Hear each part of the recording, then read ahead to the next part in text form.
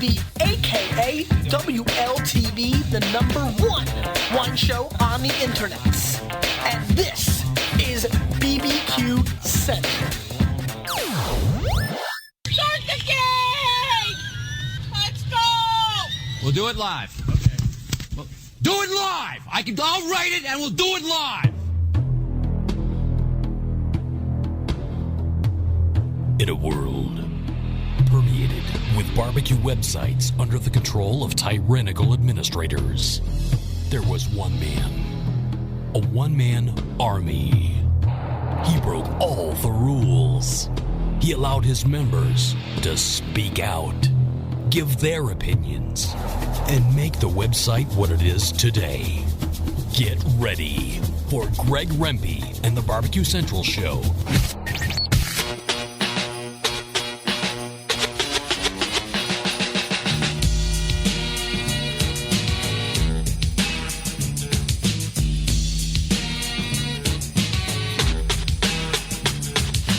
Live from Cleveland, Ohio, it's the Barbecue Central Show.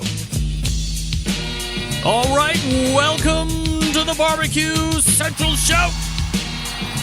Let's get it as we race into the holiday season. It's the Barbecue Central Show, the show that talks about all things important in the world of barbecue and grilling, originating from the Rock and Roll Hall of Fame city of Cleveland, Ohio, the barbecue capital of the North Coast. I am your program host, Greg Rempe. Happy to have you aboard here on your Tuesday evening. Welcome in. You want to jump in? Happy to have you. Phone call it 216-220-0966. You can also email the show if you would prefer. You can get in touch with the show by sending an email to greg@bbqcentralshow.com or on the Twitter and Instagrams at BBQ Central Show. Anything else you want to find out about the show can be found at the main website, which is thebbqcentralshow.com. If you're looking for a way to get a heads up before the show actually hits the airwaves from 9 to 11, you can go to the website and sign up for the newsletter. Two things happen. You give me an email address. Maybe you don't give me... Do you have to put your name? I think I just require an email address because that's where the newsletter is going to be going. However, not only are you going to get that newsletter, which comes out just about 12 p.m. Eastern Time, after you sign up the first time, you should get a follow-up email from me automatically generated that gives my homemade barbecue sauce recipe. So if you have signed up recently and you've noticed that you haven't gotten that barbecue sauce recipe, check your spam first.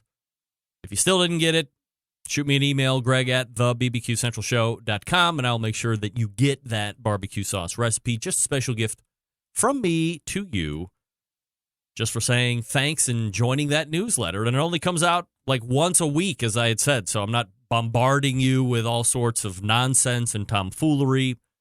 If I come across a great deal or I partner with somebody that's offering my listening audience an exceptional bargain, certainly I'll race that off to you, and it's up to you to take advantage or not. But other than that, it's pretty standard fare. Tuesday around noon, there you go. Here's what's happening on the show coming up in about 11 minutes from now. He's been on this show a couple months ago, building smokers that, from an aesthetics standpoint, probably aren't the sexiest ones you've ever seen. A lot of them come with race car paint and 58 inches of insulation and very slick as far as the aesthetic look. So while the aesthetic might not be super sexy, the sexy builds in with the way they cook, how popular they're becoming, and how quickly they're actually able to turn these around given the popularity. We'll be joined once again by JD, Jimmy Daniel from Primitive Pit. Looking forward to talking with him. He's just launched, or I guess specifically relaunched, a YouTube series called Cutorials. We'll get into that. New episode just dropped today. We'll also talk a little bit more in-depth about the cookers. We planned to get into that the last time he was on. We didn't really get too far into it this time. But we'll talk with JD in about 10 minutes from now. And then at 35 past the hour, one of my favorite growing topics in this segment is pizza, specifically high heat pizza, whether that come through a Forno Bravo oven that you've personally imported from Italy, or maybe you have an attachment like I have or an accessory that goes in a cooker that you have to get you those high heat temperatures. And instead of being lazy like me, and I say lazy in the fact that I have a great Italian grocer a half a mile from my house, and I'll go buy the pre-made pizza dough balls for 89 cents each. My guest at 9:35 is widely considered to be one of, if not the pizza expert in the industry. He's cooked on a number of implements. He's got a number of recipes, tips and tricks and techniques. Don't let the cold weather deter you from having pizza parties. I will be joined by none other than Matt Frampton, bbqrevolution.com, and then we'll move to the second hour. And it is the fourth Tuesday of the month, so you know we're going to refire the embedded correspondence segment. We will find gentlemen from Texas, that being Doug Scheiding, Steve Ray from Tennessee, Dave Huff from Oklahoma, and sitting in on a special night, John Solberg from Michigan, who will be talking about a specific item that I'm very excited about. So we'll have 4 to start. John might drop off in the end, but there will be 4 embedded correspondents and myself this evening. So that's your lineup for tonight's 120 minutes of live fire talk and cooking. JD, Jimmy Daniel in the first segment. Then we have Matt Frampton after him, second hour embedded correspondence. 216-220-0966. Greg at thebbqcentralshow.com. Don't forget, you can follow me on social media, Instagram at BBQ Central Show. Same thing on the Twitters. Facebook.com/BBQ Central Show. If you're watching on the Facebook page, you've already figured out how to find that. Go ahead and give me a like if you haven't. Bunch of different messages coming in from various platforms. This one coming in from Facebook, courtesy of John House. Greg, loved the Michael Simon interview recently. Thanks for continuing to put in all the hard work and time on the show. Started listening way back in 2008 and have appreciated how far you've brought the show's content and quality. I don't even own a smoker at the moment, but still listen to the podcast each week on my commute. Keep up the great work. Hope you and your family have a great Thanksgiving. John, thanks for writing in. Hope you had a great Thanksgiving as well, along with all the other Centralites. Appreciate you listening since 2008, my man. I'm no mathematician, but that's 10 years. One of the most loyal Centralites, John, I have to say. So I appreciate you listening. Also, got an email from Pete in Fort Lauderdale, and it says, Greg, I was listening to your most recent interview with Steven Reichland the other day, and I have to ask, why do you think he seemed to go out of his way not to answer some of the questions you were asking him in your lightning round? I think they were all pretty innocuous and not too controversial by any stretch. Everything up until then was great, but not answering some stupid questions for fun seemed a bit stuffy to me. Just wondering if you had a take on it. I always podcast the show. Thanks for giving me content to keep me running through my day. Keep up the great work. By the way, not that you asked, but the addition of the Best of show this year continues to show us why you lead this arena and the rest weekly follow behind. Way behind. Regards, Pete in Fort Lauderdale. Pete, thank you. And of course I have a take on why Steven didn't answer like 3 or 4 of those 10 or 11 questions that I asked him. I don't think Steven is out to try and even remotely look like he might be offending anyone. So instead of just picking an answer, I mean, look, if you're tuning into the show and you hear me say, hey, you want to do lightning round? That should immediately be for entertainment value. So I will always operate on that. If I'm being interviewed and somebody says, let's do a lightning round, I'm going to answer A or B because that's the spirit, the fun of that whole lightning round thing, which, by the way, we'll be doing again this evening with my guests. So I think to have me ask Steven, would you pick Bobby Flay or Alton Brown? He doesn't want to pick one over the other, so he says, I like them both. As he said, he didn't want to offend Sazerac or Old Fashioned, so he said he would have one of each. I don't think Sazeracs or Old Fashions have feelings. He might. So I don't think if it can be perceived in any way as a slight, Stephen will steer away from that. He's not trying to be controversial. He's still trying to appeal to everybody. That's certainly his prerogative. I, on the other hand, will give you, if you ask, I will answer. Keep that in mind in real life. If you ask me a question, I will give you an answer. It might not be the answer you're looking for, but don't ask me if you don't want an answer. Final email coming in from Nate in Kennesaw, Georgia. Nate, I used to work for a company that was based out of Kennesaw, Georgia, and they tried to screw me out of money, if you can believe it or not. Greg, loved your interview with Melissa Riome, the grill mama, last week. She was very gracious with her time and even more generous with her knowledge, especially when it came to the social media stuff. Just getting into Instagram myself recently, it was great to hear her speak on the best practices of growing an engaged and loyal following base. Too bad she had to work on Thanksgiving. I'm glad we have folks like her in our healthcare system. Thanks for the great show. Regards, Nate. Nate, thank you. A lot of people jumping in over the past week. Happy to see it. You can leave me a message in various ways. You can bet that most likely they will show up in the beginning of this show or in the second hour of this show. Thanks, Nate. Thanks, Pete. And thanks, John House, for writing it. Jimmy Daniel coming up out of the break. Let me talk to you quickly first about Big Papa Smokers, the #1 online shop for all things barbecue. Their curated selection of only the best outdoor cooking and grilling supplies get you on the path to better barbecue results in no time. Everything at BigPapaSmokers.com has been Pitmaster approved by Sterling Big Papa Ball himself, like those championship rubs and seasonings. Popular flavors like Sweet Money, Cattle Prod, Cash Cow, all proven winners on the competition circuit and in my backyard. Big Papa Smokers offers 13 perfectly balanced flavors that will transform ordinary meals into extraordinary. Whether you're cooking to impress the judges or your friends and family, Big Papa Smokers' award-winning rubs and seasonings just don't disappoint.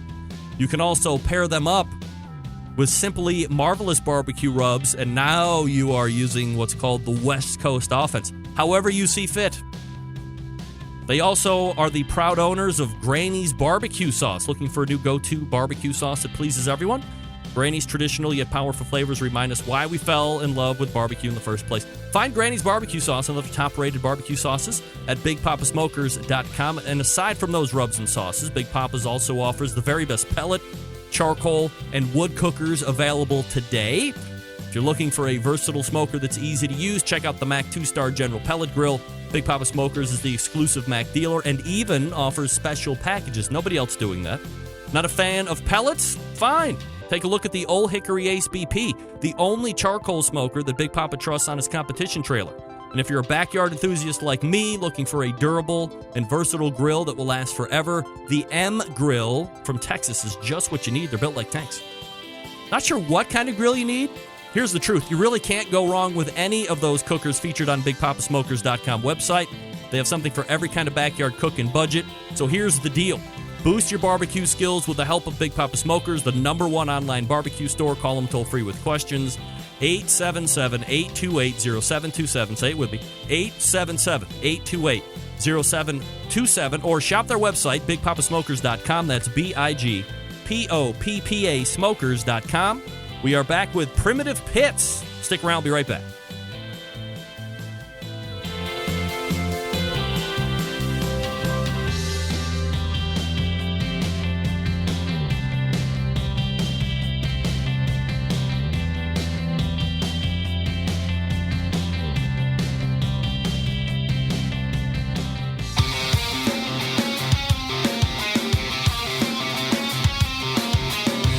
Broadcasting live from the Barbecue Central Show studios in Cleveland, Ohio. You're listening to the Barbecue Central Show. Once again, here's your host, Greg Rempe.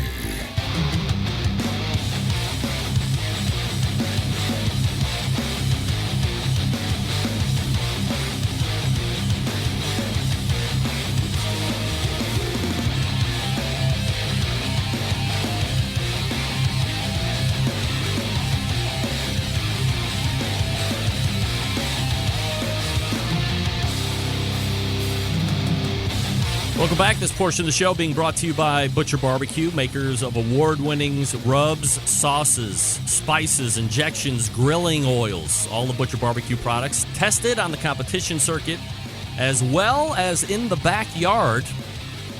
You can check out butcherbbq.com to stock up now. Always trust your butcher. All right. My first guest tonight going to pick up this conversation. Has anyone noticed that some of the most popular offsets are Texas-style offsets? My next guest falls into that arena, but think their cookers are pretty damn sexy too. I know I do. So let's head to the Traeger Grills hotline and welcome back, friend of the show. And hopefully we hear him this time right out of the gate. Can you hear me? I can. JD is in. JD, how are you, buddy? What's going on to all the Centralites? We are excited to have you back in, JD. So, let's put the pit stuff on hold just for a second and talk about something. I want to say it's new, right? But I mean, it's kind of new to us. That's right. Of course, that's like the best thing. That's why I have my show for the last number of years. You have a quote unquote new show on YouTube called Q-Torials. And I say quote unquote new show because it was actually something a number of years back that you already did, and now you're refiring a pretty successful idea. So I guess first and foremost, tell me a little bit about that original concept and when it started, why it went away, and why you've brought it back. Well, I have a real early history with YouTube because of my music business past. We broadcast some of the first concerts and put some of the first concerts on YouTube. And I've had this infatuation with carrying cameras around for 20 years. And my wife will tell you it's partly annoying, and she's grateful that I've got them. So we started doing this version of Q-Torials in 2006 till roughly the end of 2009. And it was more of alcohol-induced backyard barbecue. It didn't have any kind of structure, and it was really just a bunch of good friends. And we didn't do it very consistently, but we had a lot of fun. And we pulled it off. I pulled it off based upon being in the rental business. I didn't want anybody to stumble upon some of these videos and think I was a total buffoon. But we ended up, that's just kind of bringing it back based upon just a passion for live fire cooking. And we have so much fun doing this, and we're going to do kind of the same thing, but more structured. How successful was that initial run of Q-Torials? I mean, I know it's hard to... In YouTube terms, for the success of it, when I pulled it off in 2009, that's before content guys got paid. And by the way, I'm not doing this for, any payment. I'm just doing it because I love doing it, and I'm doing it just because it's a creative outlet. But that's before people got paid, and I was friends with a bunch of guys who were putting content out there, and I bet we had a couple videos that had 7-digit likes, 3 or 4 videos. There was one that was really popular that more funny than anything. And then, we had real good base of subscribers, but it was so inconsistent that, I'm surprised that anybody really watched it at the same time. I remember, a few times going, whoa, this is something real.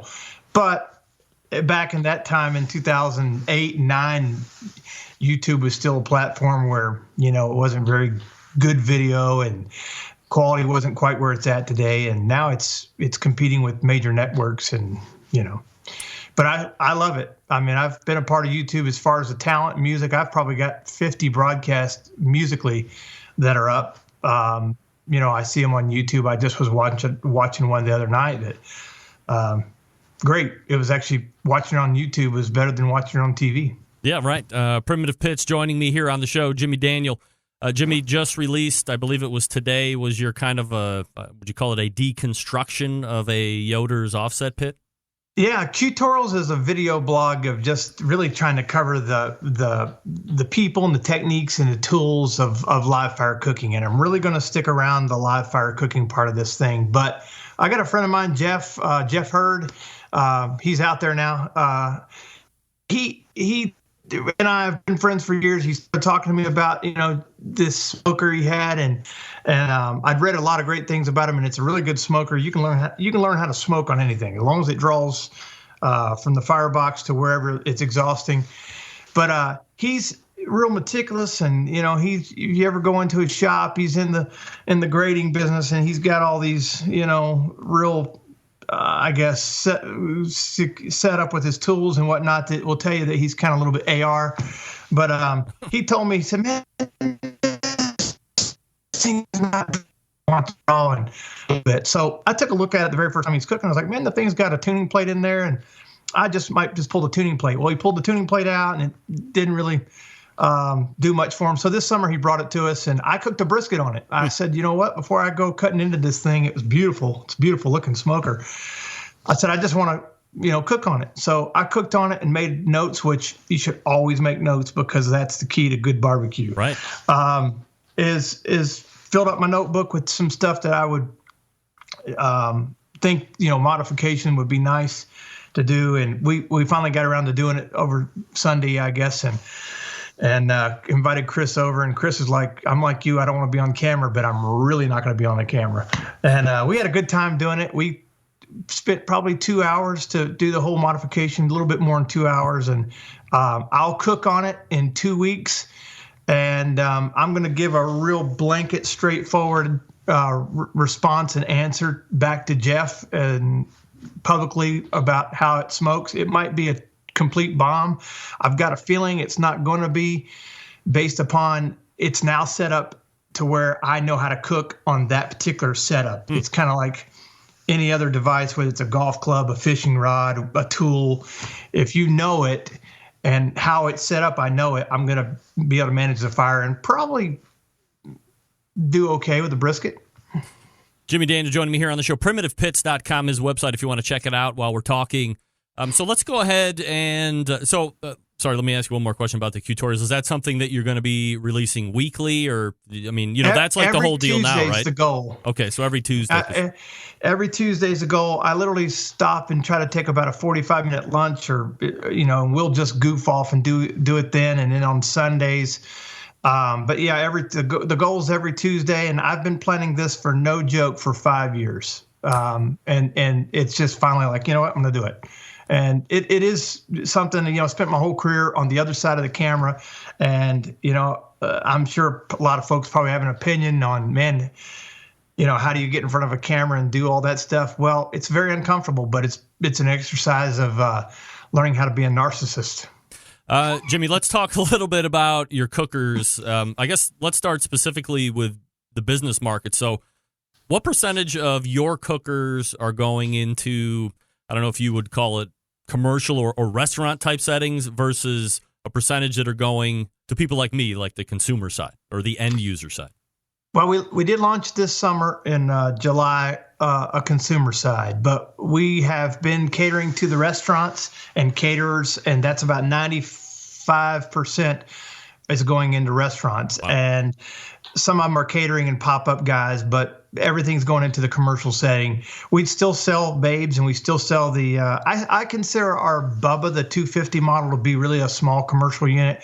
There are 4 or 5 people that have them in their backyards, and they're backyard cookers. There's one guy in El Campo, Texas, that's got a Babe and a 250 in his backyard, but everybody else is pretty much, it's a commercial. 500s of thousands are commercial. Is there just better margin in commercial stuff, or is it just you get your hands on bigger tanks easier? Like, what's the? Yeah. Or is that just how you started, and that's where you keep it? Well, to be candid, the Babe, for instance, I see guys out there that have a similar product. Millscale just launched a beautiful 94-gallon cooker, and Moberg probably doesn't get in that space because but with the price of steel, the tariffs, there's no money in those little guys. Yep. We do them for passion. We do them to kind of get our name out there. It's hard. When we launched them, we built 20 some of them, 30 some, 40 some total with both units. But I got to be honest, the commercials have a little bit better profit margin, but we sell our smokers for so cheap that, and I mean, go get prices and come back to us. But we're passionate about putting people in the business, but we just really know that if the price of steel goes up, or we get another crazy tariff, or anything happens, it's tough. It's slim pickings, but we do make better on the 1,000 and the 500 gallons. The 1,000, there's some margin, and there's no margin if we spent 2 weeks to build it, but we've got a process to build them relatively quick. Jimmy, let's talk a little bit about the evenness of the cooker, because I think that's what people maybe don't take into account, especially the novice. They'll go into a big box store, they'll see a char griller, which looks like an offset, but it's drafty, it's very thin, it doesn't hold temperature very well, and it all of a sudden becomes quite a chore just to maintain some kind of temperature. Or you have to do all these crazy modifications that you have to find on the internet, and you sink another couple $100 to make it cook somewhat mediocre. How do you guys build yours, and what are you doing, I don't know if you'd call it from an engineering standpoint or just from a knowledge standpoint, in order to make it cook so even from left to right and front to back? Well, first of all, starting out, it's a refurbished piece of steel that comes from a really good era in our steelworking world, as far as the 50s and 60 model, 1950s and 60 model liquid propane tanks that we're recycling basically and turning them into cookers. They're really solid, and they're going to be somewhat insulated. So we got that going for us. It's a good piece of steel.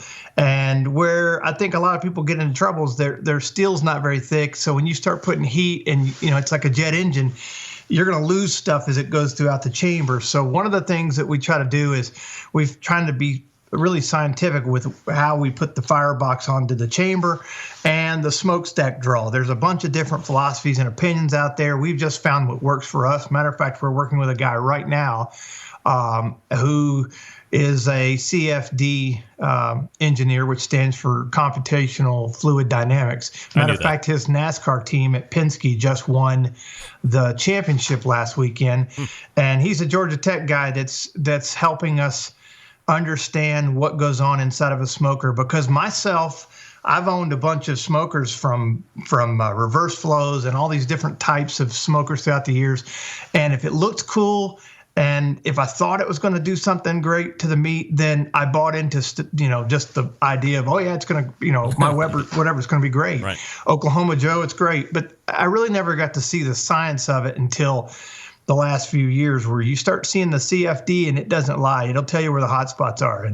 And that evenness that you get across the grates that some of the Highline guys out there building 1,000 gallons and 500 gallons, it takes a lot of work. Some people fully insulate their firebox, which we've just built a few with fully insulated fireboxes.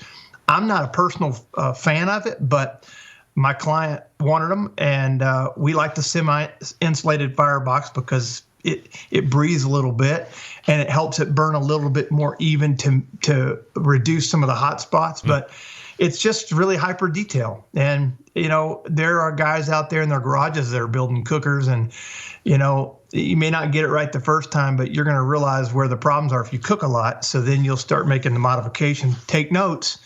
And, that's how we've gotten to where we're burning plus or minus 3 or 4 degrees across a 12-foot grate.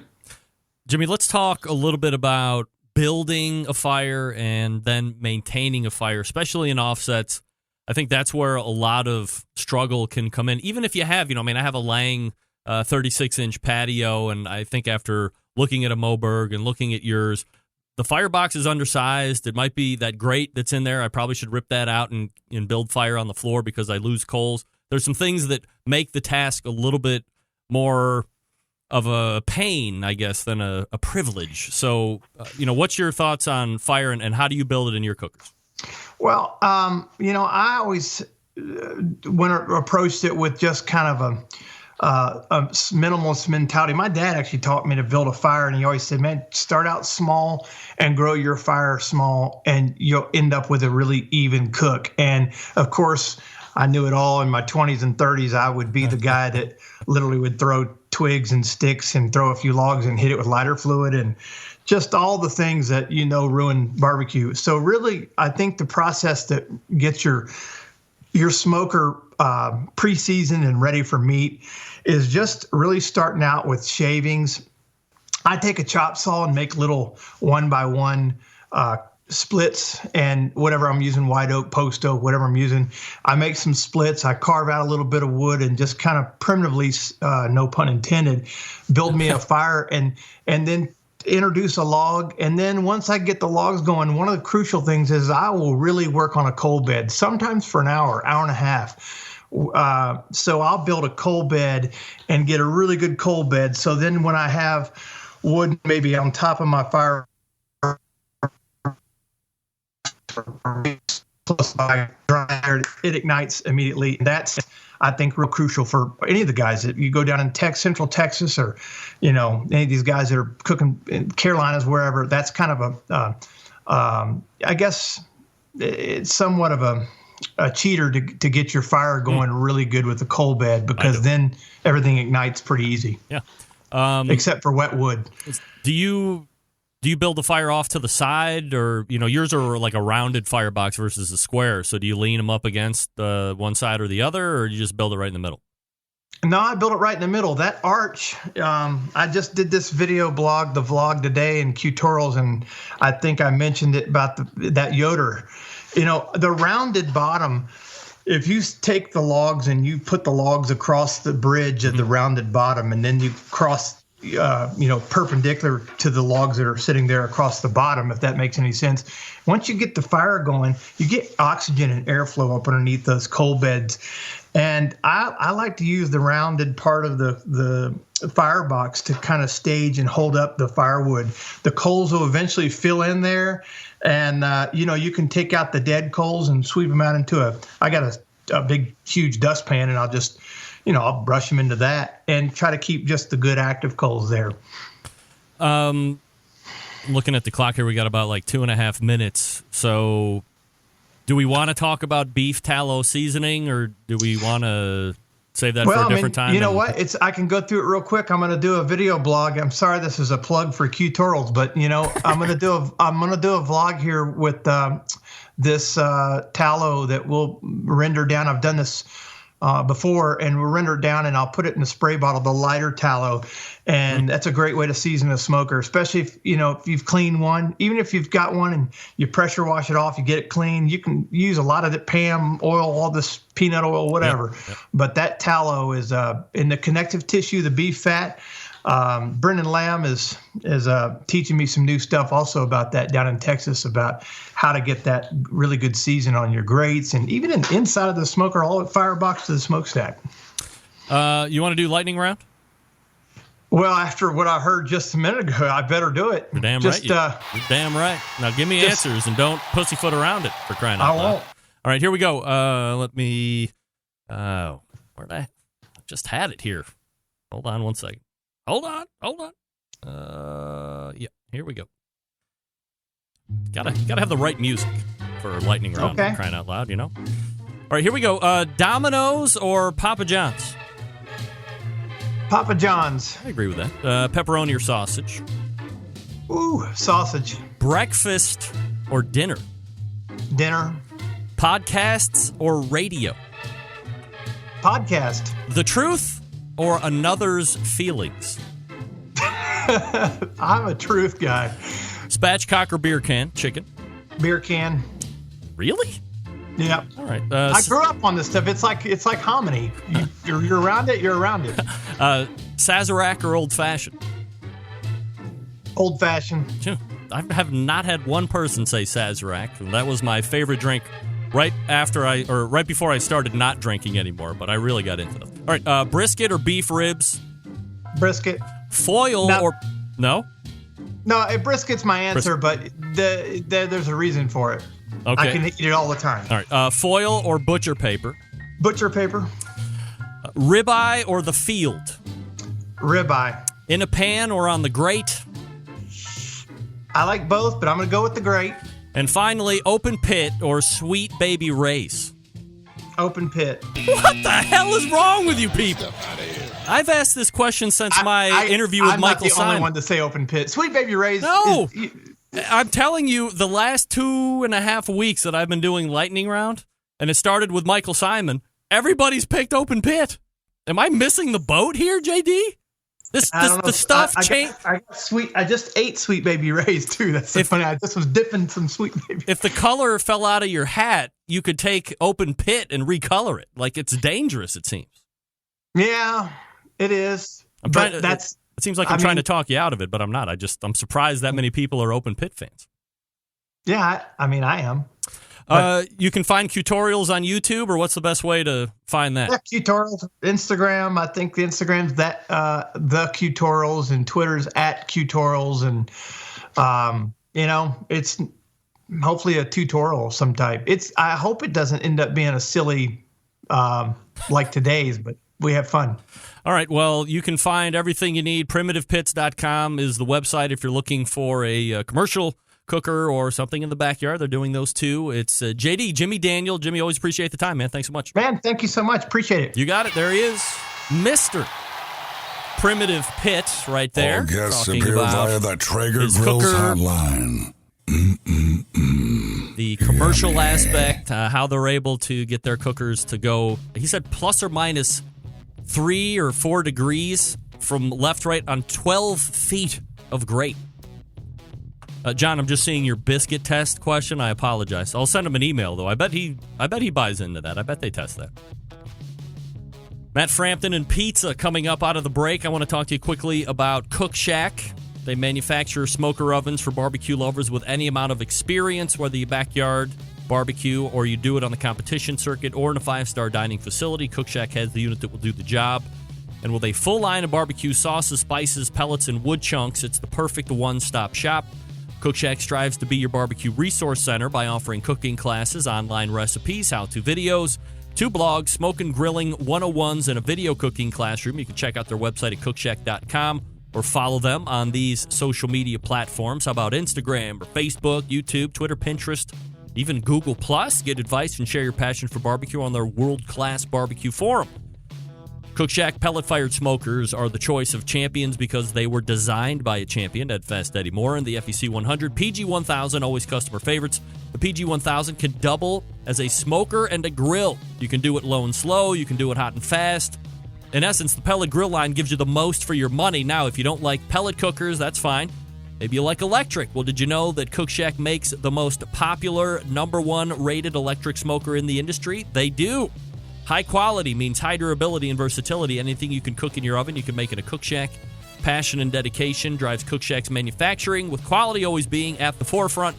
Get the best in barbecue since 1962. Call 800-423-0698. That's 800-423-0698, or visit cookshack.com. Matt Frampton coming up.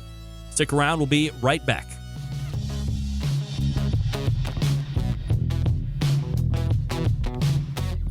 Continuing to produce incredibly mediocre content in an exceptionally professional way.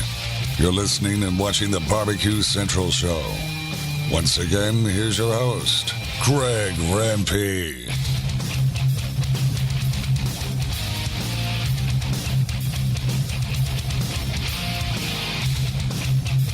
All right, welcome back. This portion of the show being brought to you by cookinpellets.com, your #1 source for quality wood pellets for all of your pellet-driven cookers. If you are interested in getting some of the best wood pellets that you can possibly get, you want to check out cookinpellets.com. If you would rather buy from one of those real big online stores, Amazon.com sells cookinpellets.com as well. I'm stalling because my Skype is not working this evening very well. Stalling out after each guest. So now I have to find Mr. Frampton. Let's go up to the search here. Type in his name because I know I had him saved in my favorites, but it's just not working right now. What can I tell you? All right, who doesn't love a good pizza? Pound for pound, pizza, my singular most favorite food on the face of the earth. Even the worst pizza, pretty damn good in my book. And a handful of months ago, Meathead and I talked about pizza on the grill, and that inspired this segment tonight. Joining me now is one of the foremost live fire pizza cooking authorities in the industry, and he happens to be a friend of this show as well. So we will race to the Traeger Grills hotline And welcome back, friend of the show, Matt Frampton. Matt, how are you, buddy? Matt. Oh. Reconnecting. Your connection is poor. What does that mean? All right, let's try this. Matt. Hey, Greg, how are you, sir? What's up? Oh, not much. Good to see you. Dude, what the hell? Why aren't you wearing the mask? See, I've got the mask back here on Mike Myers. I couldn't decide. Both hats, the red hat, the black hat, they both kind of made my face look pizza. Yeah. Well, that's how it is. It's a pizza segment, so, I mean, the shirt is off the chain. You got the hat in the back. Lots of different stuff happening, so, I mean, it's fun. And you're like the most pizza guy I know, I think. Man, it has really blown up since we started talking about it on the show. I don't know, it's been a long time. I know I've been on a few times, but it's been a number of years since the first time. It's getting huge. Matt, can I beg you to call in on the phone? Because I'm getting some kind of a hissing in the back, and it's going to make me blow my head off. But are we able to do that? Yeah, no problem, man. You have the hotline number? I'll get it from you here right now. All right, let me send it to you. All right. 216-220-0966.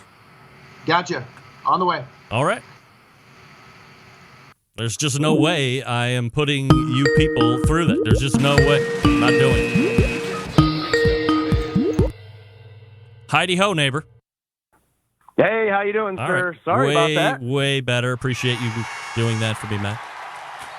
Yeah, no problem. Good old Skype problems. Was pizza always your jam? And, so for the folks that don't know, like I was originally introduced to Matt Frampton through the team Hot Grill on Grill Action were you guys on television?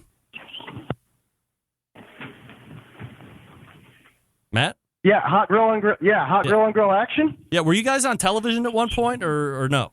Yeah, we were on Barbecue Pitmasters that's years right. ago. We started the team in 2005, and that was kind of where it all started. But now I kind of have a unquenchable thirst for pizza. All right, so let's first quickly talk about equipment, and especially let's talk about cookers. What have you cooked on, and ultimately, what have you found that works best right now? I'm sure there's equipment that's constantly being worked on or being offered into the market that you're probably testing, but what have you find that works best right now? Yeah, you've really got a few choices, and you've got the grilling options, which you can do right on a gas grill or a charcoal grill right on the grate. You've got the pellet options like the Green Mountain Grill and the Uni. And then you've got a baking option, which you can use an egg or a Primo. I like to use my PK. So you go right on the grill? Yeah, for all of those. Now, I'm a real big fan of the higher temps, so 800 plus. And for those, I'll do either on my kettle pizza, which is an insert for the Weber 22. Mm-hmm. Or on the Green Mountain Grill pizza insert, and both of those you can get up into the 700, 800, even 900 range if you run it the right way. And with that, you get anywhere from 90 seconds to a little over 2-minute bake.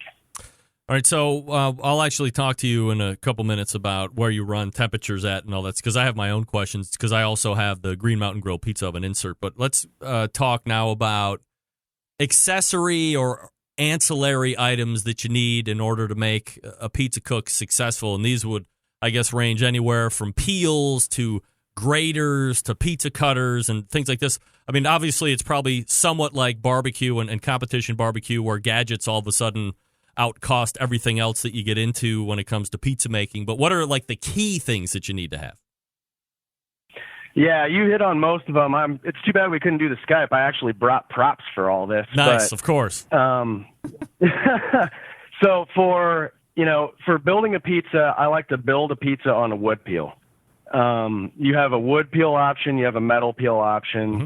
And if you're going to build it on a peel, the wood is more forgiving to get the pizza slid on and off. So if you don't have a wood peel, you're going to be using a lot more cornmeal and flour to try and get it off, and that can be dangerous in and of itself.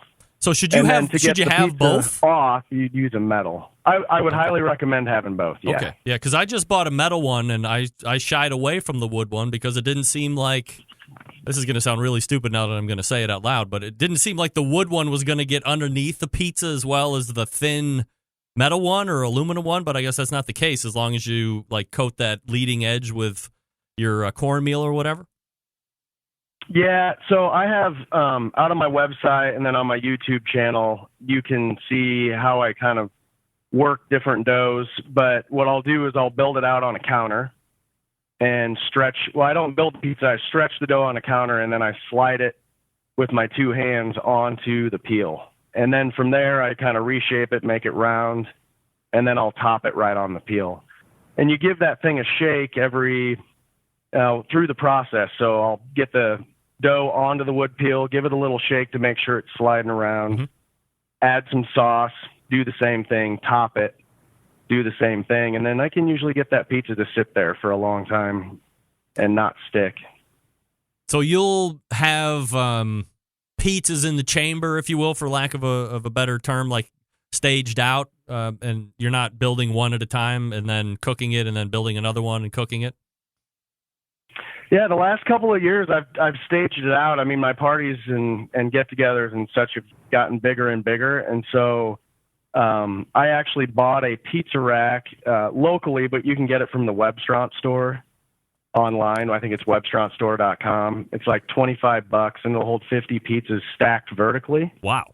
And the peels fit right in there, and so I'll get all my dough out at once. Let it rise for a couple hours, and then I stage the dough on peels, and then I build it. And as you know, when they cook in 90 seconds to 2 minutes, you can have 15 pizzas sitting there ready to go, and not worry too much about anything spoiling or whatever. When we talk about ingredients, especially dough, and this is probably a segment all in itself, are you a fan of, like, for me, I have access to a really great Italian grocer a quarter mile from my house. They make pizza dough balls every day. They're fresh. They're 89 cents. I can get 2 pizzas to go in the Green Mountain Grill per ball. So, it's 45 cents for dough for me, and then all the other stuff I'm going to put on top of it. I know you make your own dough. Is it a learning process? How much of a time taker is it in order to do it right? What are the entry-level make-your-own dough steps?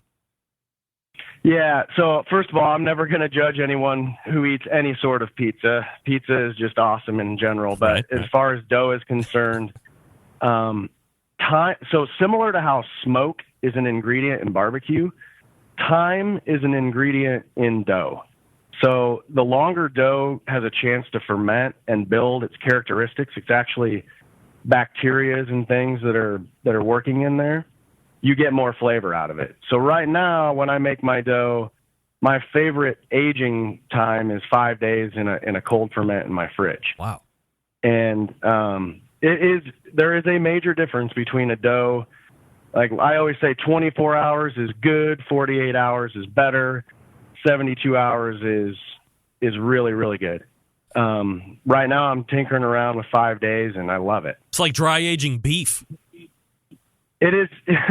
It's similar in nature. I mean, there's just things that are happening to that dough that can't happen without time. The yeast is kind of your structure and allowing those gases to build up and form within the gluten, and that the time that's happening in there while it's literally fermenting, just like a beer, and it just gets better and better. You can't get that in a store-bought dough. What do we look for in a flour? I know when I had Meathead on a couple months ago, he was talking about either like a 00 or a double lot. I don't know if that's saying the same thing, or special Italian flour versus like gold medal flour. What do you need? Yeah, and so double lot and 00 are the same thing, and what that is the grind of the flour. That's how fine it's ground down, and the flour that I like to use is readily available on Amazon. It's hard to find anywhere locally, at least here in Omaha. It's Antimo Caputo Pizzeria flour. And if you can't find that, I mean, a good bread flour, a high gluten bread flour, something like King Arthur, their blue label bread flour. I'll use that in a pinch, no problem. But there is again, kind of like the aging of the dough. There's a big difference between how dough feels when it's made with that 00 flour and how it feels when it's not. And all-purpose flour is not the right flour for any kind of pizza. So you make the dough in a batch and then like cut it out into the sizes that you want and then start aging at that point, or you just age it as all like one big ball, or what do you do? You can do it both ways. I personally make a big batch. I do a very short rest, about 30 minutes after I make it, and then I split it individually and I put it in 32-ounce containers they're like to-go or like meal prep containers. I put it in those. I oil the dough ball up and stick those in my fridge, and then I can take them out one at a time. Do you have to let them heat up? Do you take them out of the refrigerator after they're doing the cold thing, and then do you want to bring them up to room temperature a number of hours prior? You know, I always seem to draw it back to some kind of a meat thing, like people take their steak out and let it come up to room temperature, like a similar idea, or no? Yeah, very, very similar idea. I don't take it quite to room temperature. My refrigerator is set at 34 degrees. When I take them out, I like them to get up around 60. So not quite room temperature. It takes about 90 minutes to do that. That's 60 degrees in the center. It makes it much more workable. If you don't let them sit out for an hour and a half or two, you have a dough that's tough to stretch. It can tear. Is that a rising thing when you're letting it come up to room temperature? Does that a rise thing? It rises, yep. So the yeast is all activated. It's more alive the warmer it is. And so it starts to go dormant when it gets cold in the fridge. It's not dead or anything, but that rise in temperature makes it more active. It comes alive, starts eating the sugars in the flour and the carbohydrates in the flour, and it's putting off a gas just to create those bubbles. Do you do a double rise with a punch down? I do not. I like to take mine out, let them sit for 90 minutes to a couple hours, and then I set them right on the work table, and I press from the middle out. I'm pretty gentle with it. I like to keep all the air in there if I can and push it all to the edges, and that gives me a nice crust that can get some air pockets and stuff like that in it. I find it incredibly difficult when I have my ball that I get from the Italian grocer, and I'll let it sit out for an hour or whatever, and it gets bigger, and it's harder to get out of that plastic bag. I cut it in half, and then I want to start making my round dough pie. It is hard to get into a real good circle. Is that normal, or am I kind of an idiot? And be careful what you say. No, when you're taking it out of a bag, it's super hard. I mean, when I put them in the containers, I try and shape them and then gently get them back out. If the other option you'd have, if you're not making your own and you're just buying it in those bags, you could, take it out, kind of reform it, maybe oil it up and let it rest for a little while that way. It's definitely easier to start with a round ball and end up with a round pizza than start with like a weird shaped blob and end up with a round pizza. All right, let's talk a little bit about toppings, and certainly your creativity is only limited to imagination for what you can put on pizza, but there has to be some semi-hard and fast rules by how much of the toppings and sauce and cheese that you're putting on a pizza before it can probably wreak havoc. So what are best practices? Yeah, okay, so when we're talking wood-fired pizza, in many cases, less is more. And when you're putting sauce on, as an example, you don't want it super watery. That's gonna create just a doughy crust. It's not going to be what you want.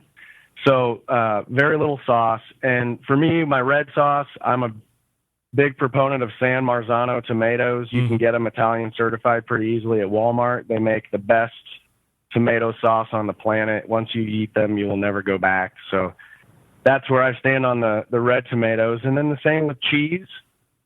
You see a lot of high-end pizzerias use whole milk mozzarella, and it's good, but it can get watery. So oftentimes I like to use a 50-50 blend of a part skim and whole milk just to create a little more structure in there. But again, not too much. So the big fresh mozz balls that I'm buying are potentially dangerous then if I'm just using that? Or do I want to set it out on a tray or ring it out? You're talking about the Bellino ones or whatever they are from the store. When I use that, I'll put that on paper towels and let it dry out for a little while just because it's so watery. That's just my experience. I recently discovered there is a brand. It's not available for retail, but if you know anyone with a distributor, the brand is Grande, and it's the best cheese on planet Earth. They have a 50-50 blend of provolone and part skim mozzarella. It's unbelievable. Really? And the melt's good. Yeah, it's super awesome. So it's Grande cheese. They're out of Wisconsin, of course, and really good. All right, let's touch base back on temperatures. And as you had mentioned, you like the higher temps. Now, when I do my reads for Green Mountain Grills and I talk about that pizza oven insert most of the time, I say, hey, if you want to run around 800, 1,000 degrees, you set your cooker to 500 degrees, and typically it's doubled to temperature on the stone in that pizza oven, so you're near 1,000 degrees. And I'm like, hey, I've been there. I've tried that a couple different times, and it seems like it can get out of control really quick, obviously because you're running very hot. I find my wheelhouse to be more in that 650 range, but are there tips to success running that hot? Or, you just got to be on top of it because once it turns, you're kind of screwed. Yeah, at that temperature, you have very little room for forgiveness. I have bad luck on the Green Mountain as well if I set the oven to 500. Mm-hmm. I like setting it to about 300, even 290. And it depends on your model, if you've got the Boone or the Bowie, and if your fire pot's on the left side or if it's centered. Right. There's a little variance there, but generally 290 to 310. And the stone will be about 700, and so that gives you a more forgiving temperature. It just rages out of control with ashes all over the place when you have it set all the way at 500 degrees. So as far as the Green Mountain's concerned, that's the temperature I run at. On the kettle pizza, I just like having a raging fire in the back all the time, and that's usually a 800 or 900 degree temperature inside the dome, about 750 or so on the stone. So are you putting it in and then 30 seconds later you pull it out and do a 180 on it, or are you constantly in it, wait for 15 seconds and then give it a little bit of a turn, then wait and give it a little bit of a turn? How do you run that? I'm not playing with it very much, so if you can put it in and leave it for 45 seconds to a minute, then turn it around, that's best. Just lets the crust, the dough, cook better on the bottom. What about resting when the pizza's done? Well, I guess, how do you tell when it's done, and then do you do any kind of a rest or anything before you actually cut in and eat? Yeah, so there's a couple of ways to tell when a pizza's done. And so, again, just kind of focusing on the wood-fired, high-heat kind of stuff that we've already been talking about. You're looking for the char. So the char is, in general, how burnt the crust is. And you'll often hear leopard spotting or leoparding. That's little black dots that you'll see on both the underside of the dough, often called the undercarriage, and then the edge of the dough, if you want the Italian term, it's called cornicione. I knew that. And so that you're looking for those kind of dark leopard spots all the way around the edge. That'll tell you that it's done. And then, of course, if your topping and your cheese is melted, then you know. I don't let mine rest very long, maybe 15 seconds. I slice it and serve it. What's your favorite pizza right now? What are you making? Oh, man, my favorite pizza is a good sausage and pepperoni pizza with the right kind of cheese and ingredients. I'm a simple pizza eater, but on Saturday night I had a party and we made a Thanksgiving leftover pizza that was unbelievable. What was I used I used the leftover gravy was the sauce. Ooh. I put some turkey on there. I put green bean casserole. I put corn casserole. I put stuffing. And then I put a little bit of cheese just to kind of hold it all together. Cooked it. And then after it was done, I topped it with some homemade cool cranberry sauce. And I had my doubts, but the entire party thought it was the best pizza out of 15 we made. Really? Wow. Yeah, it was. I was very surprised at the reaction to it, and I was very surprised at how wonderful it tasted. I mean, that thing sounds absolutely fantastic, but of course, you are the pizza man. By the way, Matt, I don't want to throw it in your face, but what happened to less is more in that regard? Yeah, that definitely was. I was fighting that one for a second. I wondered if I'd even get the thing off the oven, but it came out. Well, it sounds absolutely fantastic, no doubt. So where can people go if they have pizza questions or they want to get in contact with you for a little bit more expert guidance? Yeah, sounds good. So I'm at bbqrevolution.com. I'm on YouTube as Pitmaster Matt Frampton. I'm on Instagram as Pitmaster Matt Frampton. You can email me, matt@bbqrevolution.com. I'm teaching a class in February here in Omaha, Nebraska at Helping You Barbecue on Saturday, February 16th. It's an all-day hands-on class where I'm going to show you how I do everything, and then you're going to do it hands-on, get to cook, get to eat your own pizza, and I'll cook some of my own, and hope to do more of those. But email, Instagram, I'm on Twitter. All that. So any of those.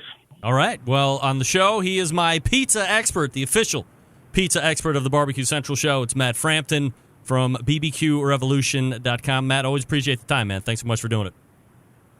Yeah, thanks a lot. Talk to you soon, man. You got it. There he is, Matt Frampton, the pizza expert. Everybody, that's right. All guests appear via the Traeger Grills Did you hear what he made with the Thanksgiving leftovers? Matt, love it. All right, way over, but way worth it.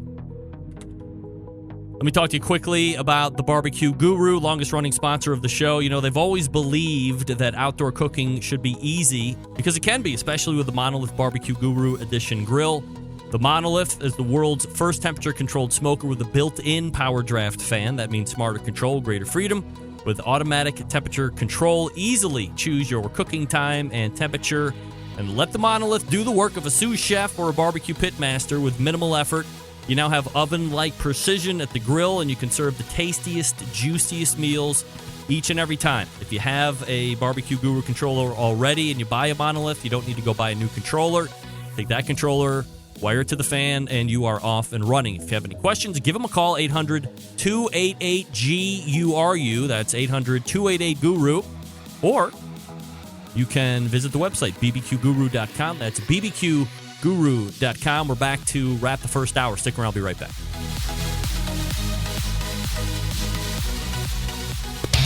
Big name interviews, advice on cooking brisket and ribs, and the only host willing to share his honest opinion on all things important in the world of barbecue. It's the Barbecue Central Show. Welcome back. Again, thanks to Matt Frampton from A Hot Grill on Grill Action and his website, bbqrevolution.com, for all of the pizza talk. Let's go ahead and get out. We have the Embedded Correspondent segment coming up in the second hour, which is already the second hour, and 4 minutes in. Again, Matt's website, bbqrevolution.com. That's BBQ Revolution. And thanks again to JD, Jimmy Daniel, for talking about Primitive Pits again. PrimitivePits.com. Again, he's like 7 to 8 weeks out, so even on the big ones, we're trying to make that turn time quick. All right, we are real late. I will go back, try to get back on the clock, and then hit the Embedded Correspondence. You're listening to the Barbecue Central show right here on the Barbecue Central Network. Stick around. We'll be right back.